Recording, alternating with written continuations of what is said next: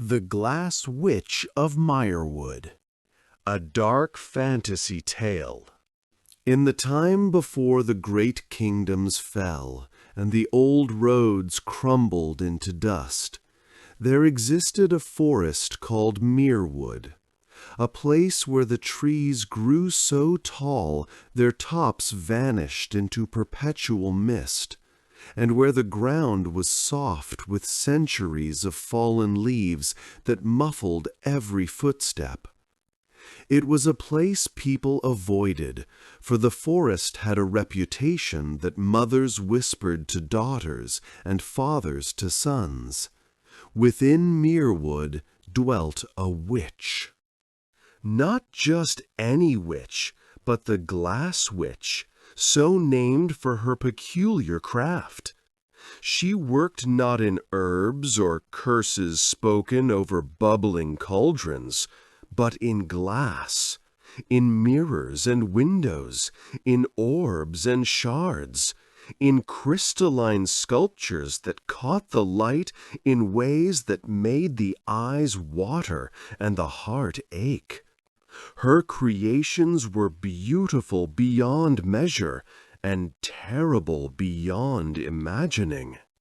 Those who had seen her work and survived the seeing spoke of mirrors that showed not your reflection but your soul, laid bare in all its ugliness and beauty. They spoke of windows that looked not onto the world as it was, but as it would be, or as it had been, or as it might have been if different choices had been made. They spoke of glass flowers that bloomed with frost, and glass birds that sang with voices like breaking icicles, and glass tears that fell from invisible faces and shattered on invisible floors. But most of all, they spoke of the prices she demanded. For the Glass Witch did not give her creations freely, nor did she accept coin or jewels or any currency that ordinary folk might offer. Her prices were strange and specific, tailored to each person who sought her out. To one man she asked for his laughter, and he gave it, and never smiled again. To a one she asked for the memory of her first love, and she gave it, and spent the rest of her days wondering at the aching absence in her heart, unable to remember what she had lost. The forest itself seemed to know when someone approached with intent to find her. The paths would shift, leading supplicants in circles or bringing them directly to her door, depending on some unknowable whim. The mist would thicken or thin. The sounds of animals would cease, leaving only the whisper of wind through leaves and the distant drip of water on stone. And at the heart of Mirewood, in a clearing where no clearing should exist, stood her house. It was not built of wood or stone, but of glass. Every wall, every beam, every shingle of the roof, fashioned from translucent crystal that caught the filtered light of the forest and refracted it into rainbows. The house was beautiful and disturbing in equal measure, for glass is by nature fragile, and a house of glass seemed as though it should shatter at the first strong wind. Yet it stood, solid and eternal, defying reason. This is where our story begins. On an autumn evening when the light was failing and the mist was rising, and a young woman stumbled through the forest with desperation in her eyes and blood on her hands. Her name was Ilara, and she was running from death. Not her own death. That she might have faced with courage, for she had seen enough of life to know that death came for everyone in time. No, she ran from the death of someone she loved more than her own breath, her younger brother, Thom, who lay dying in a cottage 3 days' journey behind her, his body racked with a fever that no healer could break and no medicine could touch. The village wise woman had shaken her head gravely. "It's in his blood now," she had said. "The poison has spread too far. I'm sorry, child. There's nothing more to be done." But Alara had refused to accept it. She had raged and wept and bargained with gods who did not answer. And in the end, in her desperation, she had remembered the stories. Stories of a witch in Mirewood who could work miracles for a price. "Don't," the wise woman had warned. "Better to let him go with dignity than to pay what she'll ask. Her prices are not measured in gold, girl. They're measured in pieces of yourself." But Alara had already made her decision. She had kissed her brother's fevered brow, promised him she would return, and set out into the forest before dawn. That had been 2 days ago. She had wandered the paths of Mirewood, calling out to the witch, pleading with the trees themselves. She had slept on beds of moss, drunk from cold streams, and pushed forward even as thorns tore her dress and branches scratched her face. The forest had tested her, she was certain of it, leading her in circles, presenting her with illusions of paths that vanished when she tried to follow them. But she had not turned back, could not turn back, not while Thom still drew breath. And now, as the sun set on the second day and she feared she might collapse from exhaustion, the forest finally relented. The mist parted like a curtain, and there before her stood the house of glass. Alara stopped, her breath catching in her throat. Even in her desperation, even with her heart focused entirely on saving her brother, she could not help but stare and wonder. The house gleamed in the fading light, every surface reflecting the deep greens of the forest and the purples and golds of the sunset sky. It was impossibly beautiful and impossibly wrong, a thing that should not exist, yet did. She took a step forward, then another. Her footsteps made no sound on the soft ground. The air around the house felt different, colder, thinner, as though she had climbed to a great height. The door, a single sheet of crystal, so clear it was almost invisible, swung open before she could knock.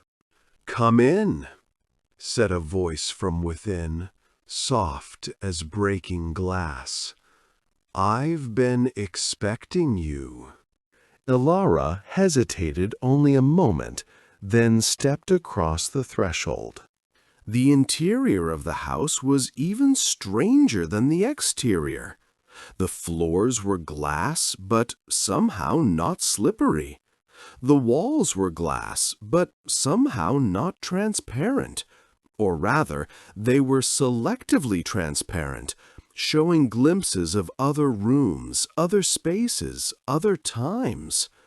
Furniture carved from crystal stood throughout, chairs that looked too delicate to sit in but somehow held weight, tables that refracted light into patterns that hurt to look at directly, shelves lined with glass objects whose purposes Alara could not begin to guess.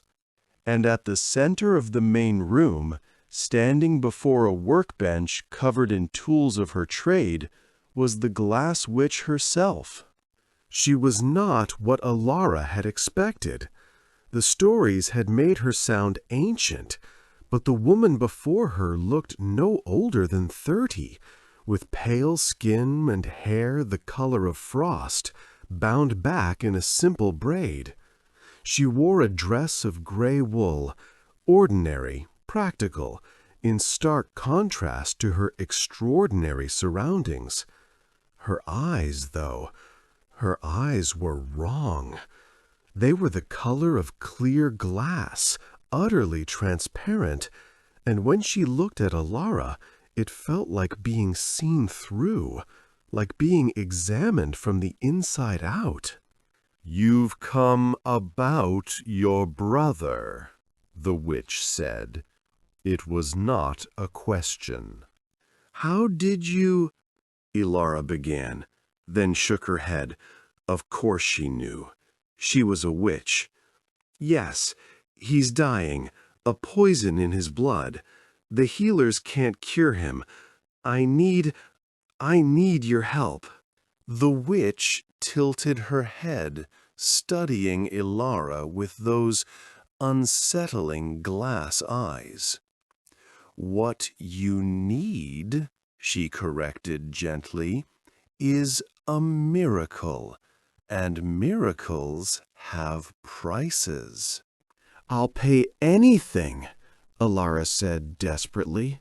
"I have some coin, not much, but—" The witch raised a hand, cutting her off. "I don't want your coin. Coin is worthless here. I deal in other currencies." "Then what?" Alara asked, her voice breaking. "What do you want? My laughter? My memories? Take them. Take whatever you need. Just save him."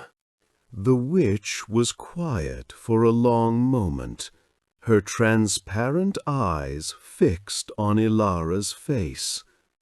Then she turned away and moved to one of the glass shelves.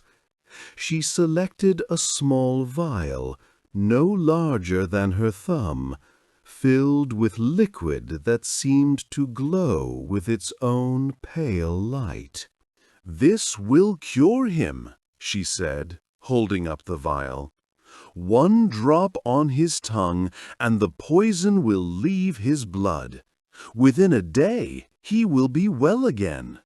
Ilara's heart leapt with hope. "Thank you," she breathed. "Thank you. What do you want in return? Tell me, and I'll—" "Your reflection," the witch said. Alara blinked. "My what?"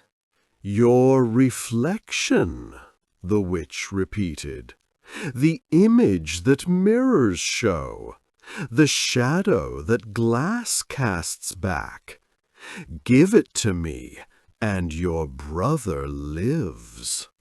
It seemed such a strange price, almost too easy. Alara thought of the dire warnings the wise woman had given, the tales of people who had lost their laughter or their memories, or other intangible things. A reflection seemed insignificant by comparison. "That's all?" she asked suspiciously. "Just my reflection?" The witch's expression didn't change. "That's all. But understand what you're giving. Once your reflection belongs to me, no mirror will ever show your face again. No pool of water will reflect your image. No polished surface will cast you back. You will walk through the world unseen by glass, unknown to yourself in any surface that shows what is." Alara considered this. It seemed a small price for Tham's life. What did she care if mirrors no longer showed her face? She could live without that vanity. "I accept," she said firmly. The witch nodded slowly. "Very well, but I must warn you. Once given, this cannot be taken back. Are you certain?" "I'm certain. Give me the cure."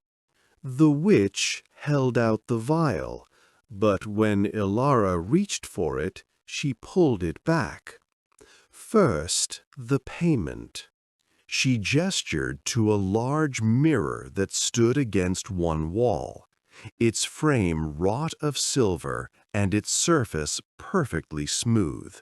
"Stand before it." Ilara obeyed, positioning herself before the mirror. She saw herself reflected there, tired, disheveled, with leaves in her hair and scratches on her face, but still herself, still Ilara.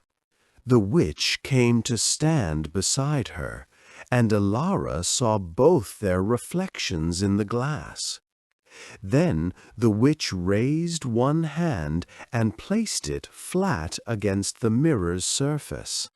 She spoke words in a language Ilara didn't recognize, liquid syllables that seemed to resonate in the glass itself. The mirror shivered.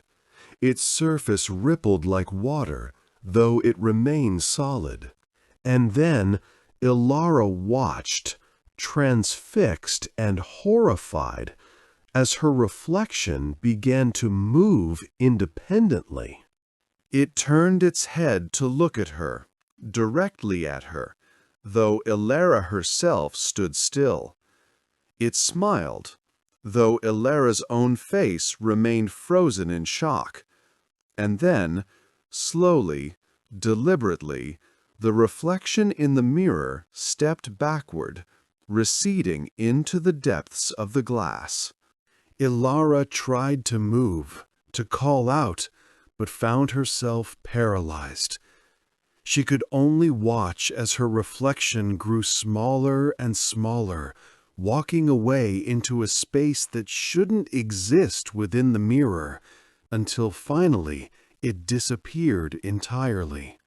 When the witch removed her hand from the glass, Ilara found she could move again. She staggered forward, pressing her palms against the mirror's surface, but it showed only the room behind her now. She was gone from the reflection. The space where she should have been was simply empty. "It's done," the witch said, and pressed the vial into Ilara's trembling hand. "Your brother will live. Go now, before you reconsider what you've given." Ilara clutched the vial to her chest, her mind reeling. But she had what she came for. Tom would live. That was all that mattered. She stumbled toward the door, hardly seeing where she was going. The witch watched her go with those empty glass eyes and said nothing more.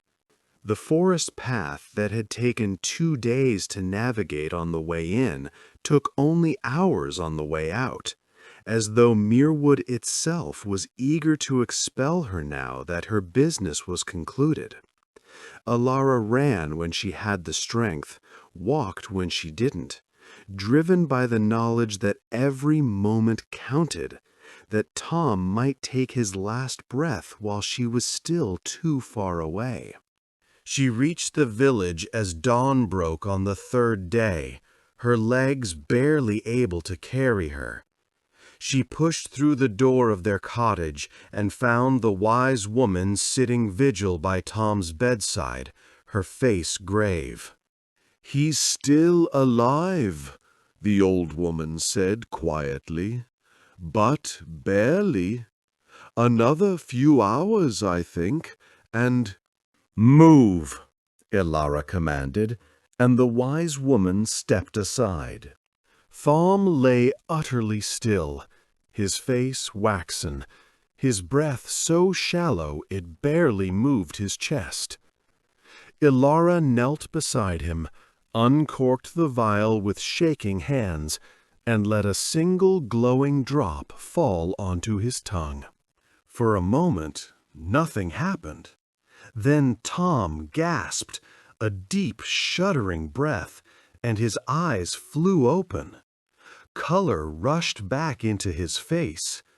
The fever heat that had radiated from his skin began to cool. "Ilara," he whispered, his voice hoarse but clear, "you're back." "I'm back," she said, tears streaming down her face. "You're going to be all right. You're going to be all right." And he was. Within hours, he was sitting up. Within a day, he was eating. Within 3 days, he was walking around the cottage as though he had never been ill at all.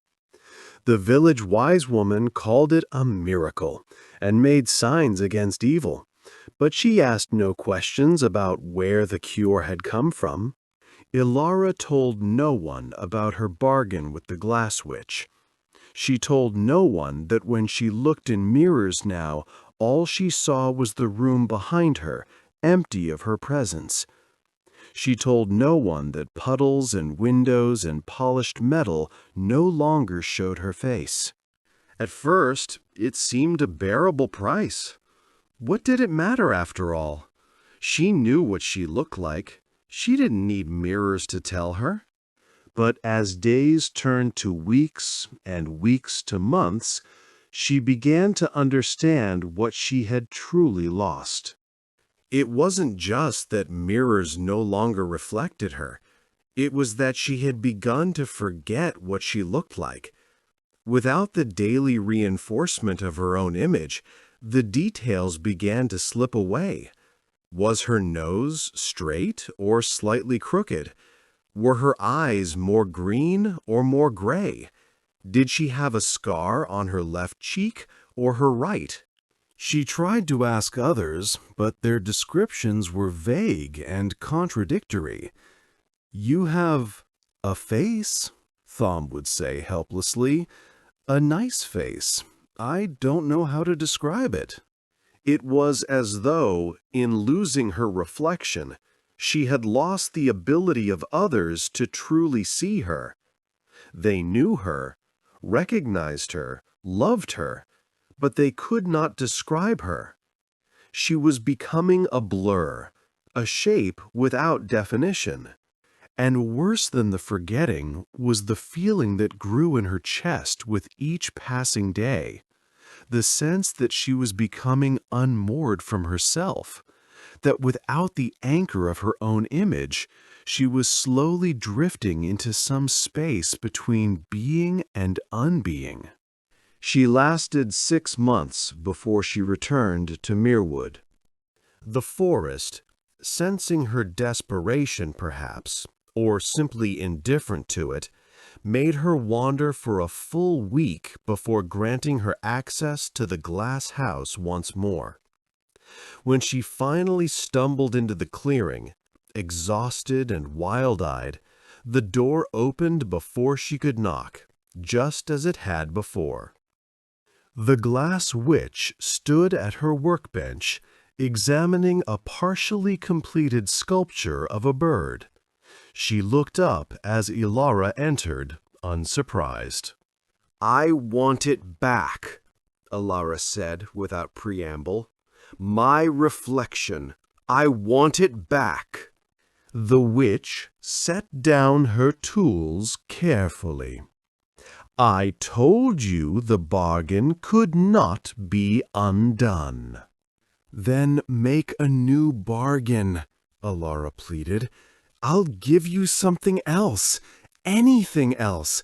Just give me back what's mine." The witch studied her with those transparent eyes. "Why, your brother lives. Wasn't that worth the price?" "Yes.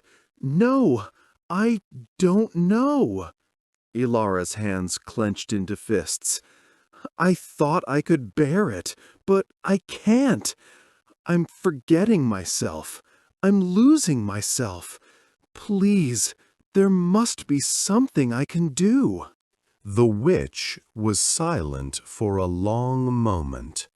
Then she moved to the large mirror on the wall, the same one that had swallowed Ilara's reflection months ago. "Your reflection still exists," she said quietly. "It's here, in my keeping. I could return it to you." Hope flared in Ilara's chest. "You could?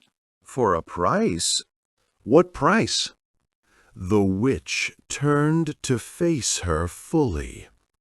"Bring me 3 things. A truth that no one has ever spoken. A moment that no one has ever lived. And a song that no one has ever sung. Bring me these 3 impossible things, and I will return what is yours." Ilara stared at her. Those are impossible. How can I bring you things that don't exist?" "Impossible prices for impossible gifts," the witch replied. "You want your reflection back? Then do the impossible, or learn to live without it."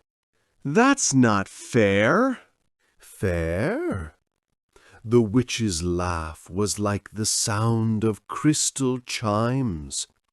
"You came to me asking for miracles, and you speak of fair? Life is not fair, child. Death is not fair. Magic, least of all, is fair. I offered you a trade, and you accepted. The consequences are yours to bear." Ilara wanted to rage, to weep, to break something. But she could see in the witch's transparent eyes that there would be no mercy here, no reconsideration.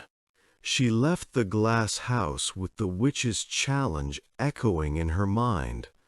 3 impossible things. How could she possibly? But even as despair threatened to overwhelm her, a stubborn spark kindled in her chest. She had saved Tom from death itself. Perhaps impossibilities were more conquerable than they seemed. She spent the next year searching for the 3 things the witch had demanded. For the truth that no one had ever spoken, she traveled to a monastery where monks had taken vows of silence for 30 years. She sat with them, and in the silence, she learned to hear the truths that existed in the spaces between words. Truths about fear and love and the nature of existence that no one had ever needed to speak because they were written in the quiet itself.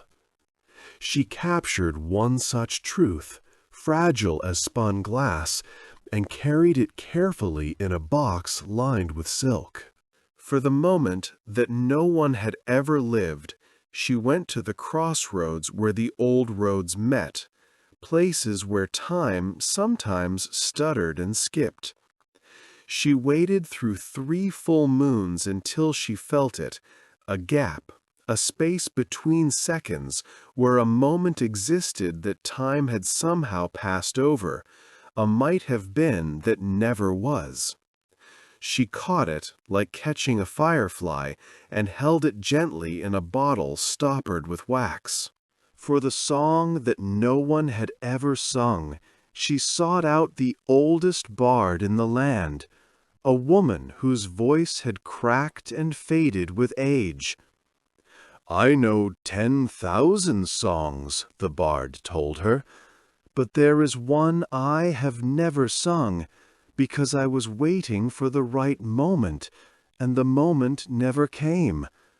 Now I am too old, and my voice is gone. Perhaps that is the song you seek, the one that was meant to be sung but never was. The old bard taught Ilara the melody and the words, and Ilara carried the unsung song in her heart, never letting it pass her lips until the moment was right. With all three impossible things gathered, Ilara returned to Mirewood for the third time. The forest welcomed her almost warmly now, as though she had become familiar to it. The path revealed itself immediately, and within an hour she stood once more before the house of glass. The witch was waiting at the door, as though she had known the exact moment Ilara would arrive. "You've returned," she said, "and you've brought the impossible." "I have," Ilara replied, her voice steady.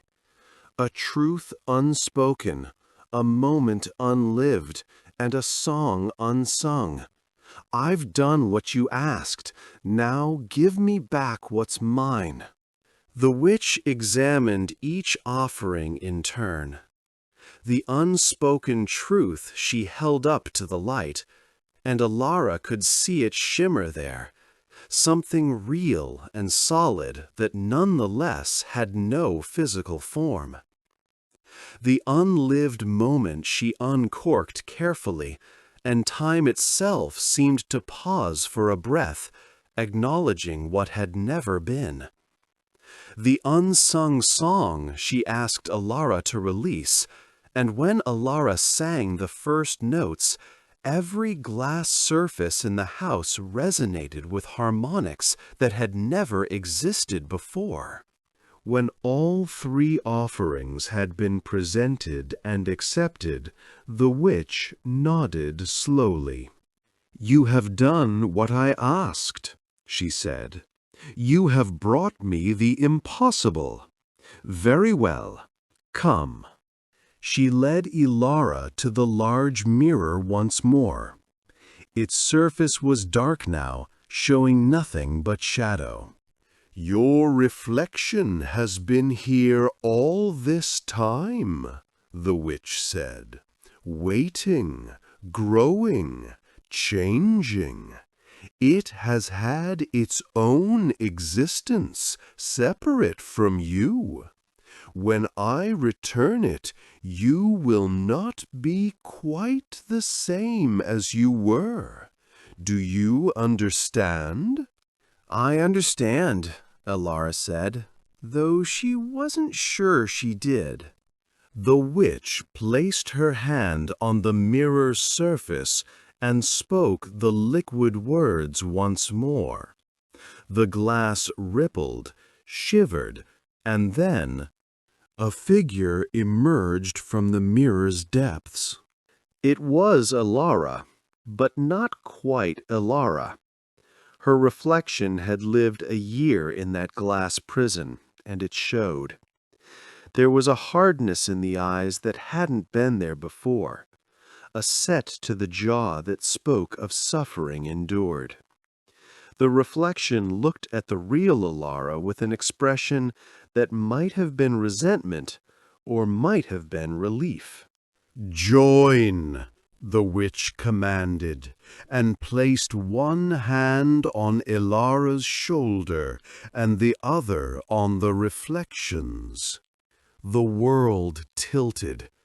Ilara felt herself being pulled forward and backward simultaneously, felt her substance stretching and merging, felt memories that weren't quite hers flooding into her mind, memories of a year spent trapped in glass, watching the world through mirrors, unable to speak or move or do anything but observe. When the vertigo passed, Ilara stood alone before the mirror. But now the mirror showed her reflection again, showed her face, her body, her presence in the world. She was whole again. But she was also changed. "Thank you," she whispered to the witch. "Don't thank me," the witch replied. "You paid the price. You earned this." Ilara turned to leave, then hesitated. "Why?" she asked. "Why do you do this? Why ask such terrible prices? Why make people suffer?" The witch's expression remained neutral, but something flickered in those glass eyes, something that might have been old pain. "Because someone must," she said quietly. "Someone must be the guardian of impossible things, the keeper of prices paid and bargains made. Someone must hold the line between what is possible and what is not, and exact the cost when that line is crossed." She paused. "And because I, too, once paid a terrible price to become what I am. The universe requires balance. Every miracle demands sacrifice. I am simply the one who collects the debts." Ilara looked at her, really looked at her, and for the first time she wondered what the Glass Witch had given up to gain her power. What price had she paid? What had she lost? But she didn't ask. Some questions, she had learned, were better left unspoken. She left the glass house for the last time and walked out of Mirewood. The forest let her go without challenge, and by nightfall she was home. Tom was waiting for her, healthy and strong, and when he saw her, his face lit up with joy. "You're back, and you look different, more yourself somehow." Ilara smiled. A real smile, the first in a long time. "I found something I'd lost," she said. "Or maybe it found me. It doesn't matter now." That night, she stood before the small mirror in their cottage and studied her reflection. She saw herself clearly, every detail sharp and present. But she also saw the changes, the harder set to her eyes, the new lines around her mouth, the quality of someone who had been broken and remade. She was not quite the girl who had first ventured into Mirewood.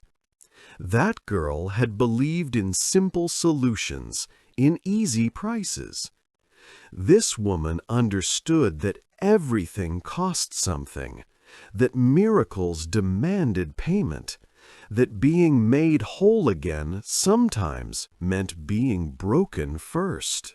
She lived the rest of her life in the village with Tom, growing older as years passed, watching him marry and have children of his own. She never spoke of the Glass Witch or the bargains she had made, but sometimes, late at night, she would stand before her mirror and wonder. She wondered if her reflection remembered its year in the glass. She wondered if it had thoughts of its own, dreams of its own, a life that existed in the spaces between mirrors that she could never see. She wondered if the Glass Witch still worked her craft in her house at the heart of Mirewood, still exacting terrible prices from desperate souls. And she wondered what she herself would have been willing to pay if the price had been not her reflection, but her soul. Would she still have made the bargain? Would she still have paid? She never found an answer that satisfied her. Years later, when Ilara was old and gray and her bones ached with the cold of coming winter, a young woman arrived in the village. She had the look of someone who had traveled far, and there was desperation in her eyes, a desperation Ilara recognized immediately. "Please," the young woman said, finding Ilara at the market, "they told me in the last village that you might know the way. I need to find the Glass Witch of Mirewood. My daughter is dying, and the healers say there's nothing they can do. Please, if you know where she is, tell me." Ilara looked at this young woman and saw herself 50 years earlier, frightened, determined, willing to pay any price for the life of someone she loved. She could have lied, could have said she didn't know, could have warned the woman away, told her that the prices were too high, that some cures cost more than the disease. But she didn't. Instead, she gave the woman directions to the forest's edge and told her what to do when she arrived. "The forest will test you," she said. "But if you're determined enough, if your need is true, it will let you through eventually. And when you find the witch, listen carefully to what she asks. Make sure you understand the price before you pay it." "Did you?" the young woman asked. "Did you pay her price?" Ilara smiled, a sad, knowing smile. "I did, and I'm still not certain if it was worth it. But my brother lived. That has to count for something." The young woman thanked her and left before dawn the next morning, heading north toward Mirewood. Ilara never saw her again, never knew if she found the witch or if her daughter lived or died.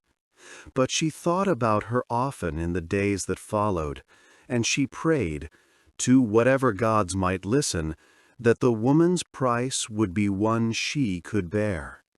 Because some prices, once paid, could never be refunded. Some bargains, once struck, changed you forever. And some reflections, once lost, were never quite the same when they returned. Ilara died peacefully in her sleep on a cold winter night, with Thom's grandchildren asleep in the next room and snow falling softly outside her window. And when they laid her out for burial and placed mirrors around her body as was the custom, those who attended the wake swore they saw something strange. They saw her reflection in the mirrors, as expected, but for just a moment, just a heartbeat, the reflection seemed to move independently, seemed to smile, seemed to nod, seemed to acknowledge something beyond their sight. And then it was still just an ordinary reflection once more. But one person claimed that in that moment they had glimpsed something else in the glass. Another figure, tall and pale, with eyes like clear crystal, standing behind Ilara's reflection as though welcoming an old friend home.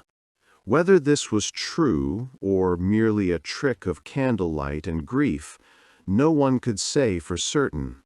But in Mirewood, in the heart of the ancient forest, in a house made entirely of glass, the Glass Witch added a new mirror to her collection. It was a small one, simple and unadorned, and if you looked into it at just the right angle, in just the right light, you might see the reflection of a young woman with determination in her eyes and love in her heart. A woman who had paid the price, whatever it cost, to save someone she loved. And perhaps that was the real magic all along, not in the miracles themselves, but in the willingness to pay for them. Not in the power to change fate, but in the courage to try. The Glass Witch kept her vigil, as she always had, as she always would. And the forest of Mirewood kept its secrets.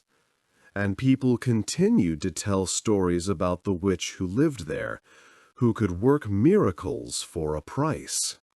And sometimes, when the need was great enough and the heart was brave enough, someone would venture into those woods, seeking the impossible.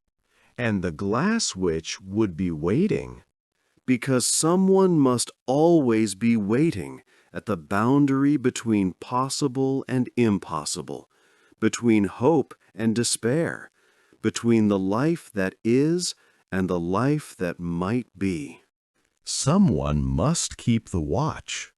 Someone must exact the price, and in doing so, perhaps maintain the balance that keeps the world from spinning into chaos. This is the story of the Glass Witch of Mirewood, and of Ilara who gave up her reflection, and of all those who have paid terrible prices for the things they loved. May we all be worthy of such sacrifice. May we all be willing to pay the cost when the moment comes. And may we all, in the end, find ourselves reflected truly, not in mirrors of glass, but in the eyes of those we love and those who love us in return. For that, perhaps, is the only reflection that truly matters. The end.